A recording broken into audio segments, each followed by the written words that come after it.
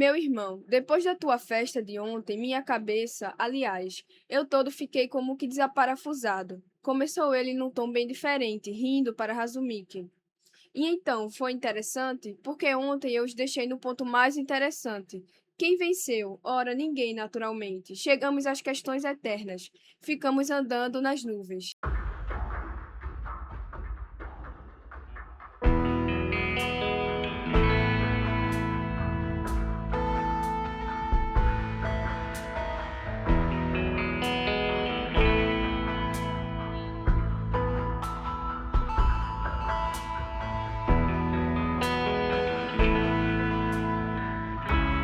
Hold me tighter this time. Conversar, para mim, é a coisa que eu mais gosto nessa vida, depois de ler. Mas eu acredito que é assim porque ler, para mim, é como uma conversa profunda com alguém. E é tão profunda que, às vezes, eu tô conhecendo uma história que a pessoa fez. Ela criou uma ficção e veio do tão profundo dessa outra pessoa que ela nem sabe por que fez isso. Ela só sentiu a vontade de fazer e fez. Então, para mim, ler e conversar andam de mãos dadas, sabe? E talvez isso tenha guiado mesmo essa minha predileção pela conversa profunda no olho a olho também, no ao vivo. E o olho a olho, o ao vivo, né? As conversas surgiu inclusive antes da escrita, a conversa. E foi isso que nos fez chegar até aqui, foi isso que nos fez sobreviver enquanto espécie, foi isso que fez desenvolver a nossa noção de grupo, de coletivo, de sociedade, desenvolver cultura e nos relacionar. Mesmo sendo muito importante, a conversa, com o tempo, foi ficando um pouco escassa, né? A conversa no olho a olho, a conversa profunda. E isso vem de muitos motivos. Mas um deles, para mim, é quando as pessoas dizem assim: ah, eu sou assim. E aí você não consegue avançar, você sempre fica ali no raso. Você fica sempre na premissa do assunto, você não consegue aprofundar. Isso, para mim, é uma das justificativas da polaridade no mundo atual. E é claro que eu estou deixando aqui de lado o mau caratismo, né? Como os parlamentares da direita, que são completamente contra o aborto legal na mídia, mas um áudio vazou recentemente de um desses parlamentares tentando forçar uma mulher a abortar um filho que ele fez com ela, usando de argumentos reais, que mulheres já fazem aborto hoje em dia, mulheres que têm dinheiro e nome fazem aborto hoje em dia em clínicas seguras, enquanto quem sofre e é penalizada e criminalizada são mulheres pobres que não têm acesso. Então, para seguir a conversa aqui que a gente está tendo, falando sobre conversa e polarização, eu queria deixar claro que eu não estou falando desse grupo mau caráter. Não é dessas pessoas que eu estou falando. Eu estou falando de pessoas que são bem intencionadas, mas que não conseguem mesmo assim aprofundar conversas com outras pessoas. Porque quando essas pessoas são rebatidas ou questionadas, a justificativa delas sobre o que é dito, sobre o que está ali sendo discutido é: ah, eu sou assim, eu sempre fui assim. E isso é o que a gente vê na superfície. Mas eu acredito que, no fundo, a gente está lidando com o medo de ser rejeitado, com o medo de ser visto, com o medo de que alguém perceba que a gente não sabe tanto assim, de que, no fundo, a gente tem medo de ser mal interpretado, julgado, por vergonha mesmo, e até medo de ser subjugado, manipulado, enganado. E quando a gente não está consciente dos nossos medos, eles acabam se revelando na nossa vida como se fosse personalidade. Eles acabam fazendo com que a gente passe por situações, às vezes, repetitivas. Mas às vezes, muitas vezes, se não todas, é só o nosso inconsciente tentando se defender de um passado que talvez você nem se lembre. Ou se você se lembra, você não tem noção de que aquilo que aconteceu te machucou tanto que você continua reverberando aquilo na sua vida. A diferenciação de personalidade e trauma, para mim, acontece quando o que você faz, as atitudes que você tem, acaba afastando as pessoas. E isso pode ser fisicamente ou emocionalmente. E eu acho que você vai conhecer alguém que não consegue conviver com ninguém, ela só consegue viver sozinha, porque é muito difícil. E também aquelas pessoas que estão ali, estão presentes, mas elas não estão profundamente emocionalmente presentes. Elas evitam brigas, você não sabe o que está acontecendo dentro do coração dela, dentro da mente dela. elas acham que discutir e não trazer algum incômodo é o certo a se fazer, porque isso é o contrário do conflito, né? Fugir do conflito é muitas vezes esse afastamento emocional também. E aí muitas vezes é essa pessoa que tem muitos amigos, sai para beber toda semana ou quase toda semana, mas ninguém fala sobre o que está acontecendo, né? Dentro da sua cabeça, os seus medos e anseios atuais, ou até pessoas que visitam sua casa com regularidade, que você chama de amigos, mas você não consegue nem mesmo ser honesto sobre o que você pensa das atitudes dele, sobre o que você acha que ele está fazendo consigo próprio, ou o que você está fazendo com você mesmo, para que você possa ouvir a opinião, parecer que essa pessoa que você chama de amigo tem sobre as suas atitudes também, porque eu acho que a amizade profunda, essa conexão profunda que a gente quer, quando a gente consegue, é também estar aberta a ouvir e a ser podado também por essa pessoa, né? Porque às vezes a gente está agindo individualmente, e quando a gente vai para o coletivo, quando a gente bota para fora, tira da cabeça e bota para fora, na verdade pode ser uma grande alucinação. E essas conexões vêm para dizer assim, olha, não é bem assim. Olha, o que você está fazendo não é legal. O que você fez comigo não é legal. Não gostei de como você se portou comigo. Ou, eu não acho legal essa pessoa com quem você tá saindo. Parece um escroto. Por que você não vai fazer uma terapia? Sabe? Às vezes, a distância emocional vem dessa forma. Sem conseguir... Tá me empurrando, Lu? Sem conseguir expor os seus pensamentos, os seus sentimentos. Olha, eu me senti assim sobre isso quando você falou.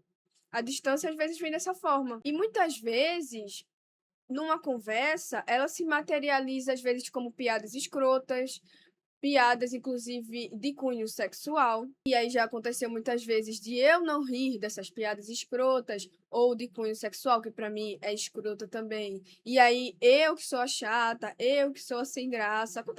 Já aconteceu bastante.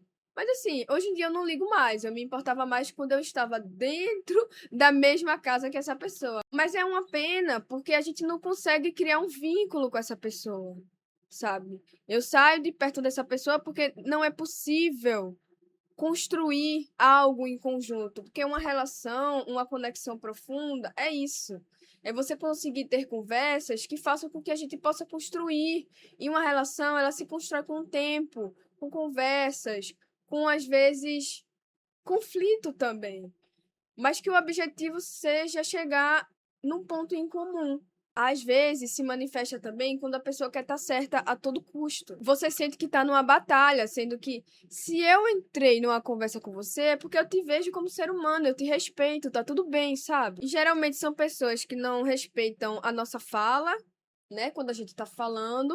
E geralmente são homens. Acontece que mulheres fazem isso também, mas geralmente são homens. E também as pessoas que funcionam muito na defensiva, que é parecido com o anterior, mas parece pior pra mim. Quando tá fazendo, tomando alguma atitude e às vezes até no trabalho, em grupo no trabalho ou até na escola, e aí fala maior asneira, aí alguém vai dizer assim, cara, vamos, a gente precisa ir mais rápido. Não, mas eu tenho que falar. Não, mas tem que ser assim, não sei o que lá. Gente, eu não sei se você já viu, mas todo mundo fica calado. Não é porque respeita, não é porque mudou de ideia, é porque todo mundo quer que você cale a boca. Ninguém mais quer ouvir a sua voz. A gente tá calado porque a gente quer terminar logo isso. A gente quer resolver a questão. Enquanto você tá focado em se defender, a gente quer resolver, vamos. E aí fica essa pessoa adulta, geralmente homens também, que parece um menininho, sabe? É uma criança, ele não pode ser retrucado, ele não pode ser questionado. Fica muito difícil conviver com uma pessoa assim. E é claro que vale salientar que eu não tô incluindo machismo, misoginia, homofobia,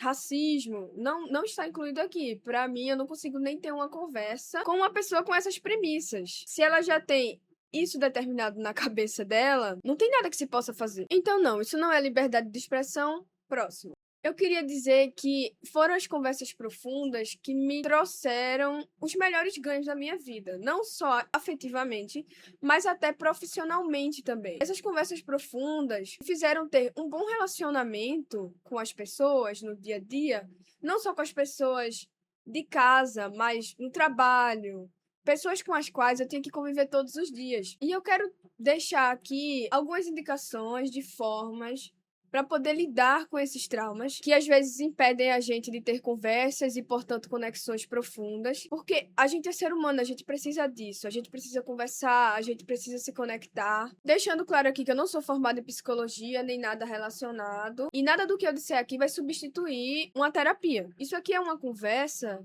que tem a intenção de trazer para a superfície alguma questão que talvez você tenha percebido em si mesmo, mas que quando a gente olha para o todo, todo mundo, todos nós, enquanto sociedade, perdemos juntos. A primeira forma de tentar mitigar esses medos, para mim, é o autoconhecimento. Se você sabe quem você é, se você sabe seus defeitos, suas qualidades, suas características, não tem nada que o outro possa te dizer sobre você que vai te deixar tão machucado. Você passa a aprender que tipo de comentário pode te magoar e por quê. Você aprende o que é que tá te assustando, o que é que tá te deixando insegura. Às vezes você não tem medo do outro.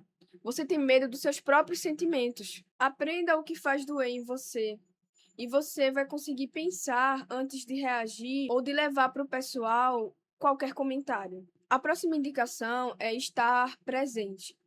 E isso inclui principalmente ouvir. Escute, absorva o que a pessoa está dizendo. Deixe para pensar na resposta depois. Se você não entendeu o que a pessoa quis dizer, pergunte. Não tem problema nenhum perguntar, ela vai perceber que você está interessada. Você não precisa estar certo sobre isso. Às vezes você nem precisa soltar um comentário. Às vezes a pessoa só quer ser ouvida. E às vezes a conexão se forma a si mesma. Se você não sabe se a pessoa quer ser ouvida ou não, pergunte. Não tem problema. O próximo eu acho que é o mais importante, que é ser honesta. E mesmo eu tendo problemas com me comunicar com as pessoas por muito tempo, eu sempre fui muito honesta comigo mesma. E isso já foi lido muitas vezes como uma grosseria. Né? A pessoa me faz uma pergunta e eu simplesmente respondo.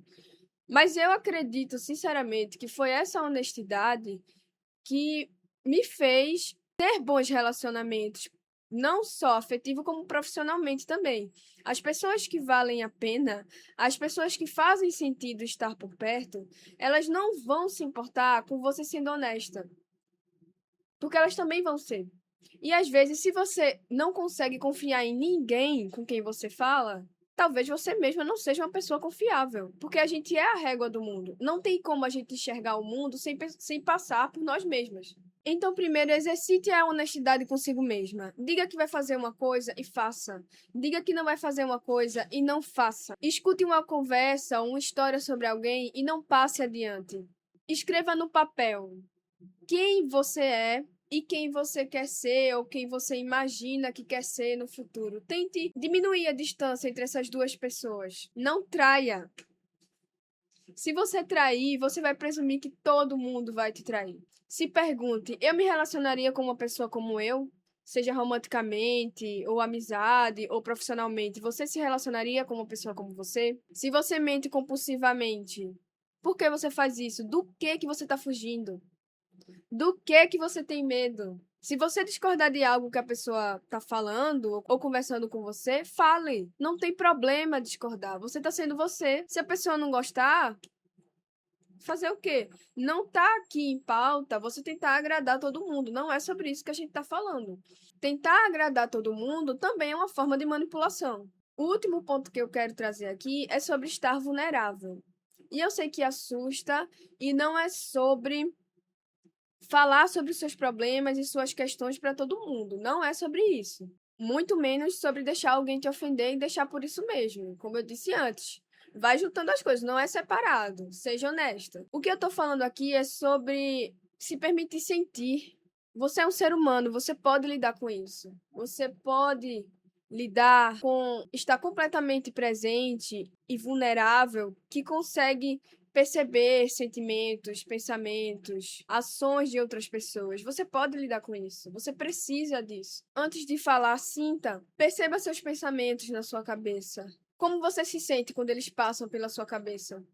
Como você acha que a pessoa vai se sentir ao ouvir quando esses pensamentos saírem da sua boca? Porque o que a pessoa está falando está te fazendo pensar tal coisa e te fazendo sentir tal coisa. Se pergunte essas coisas. Isso é estar vulnerável. É estar aberto àquela situação, àquela pessoa. Esses pensamentos são julgadores, são críticos, são empáticos.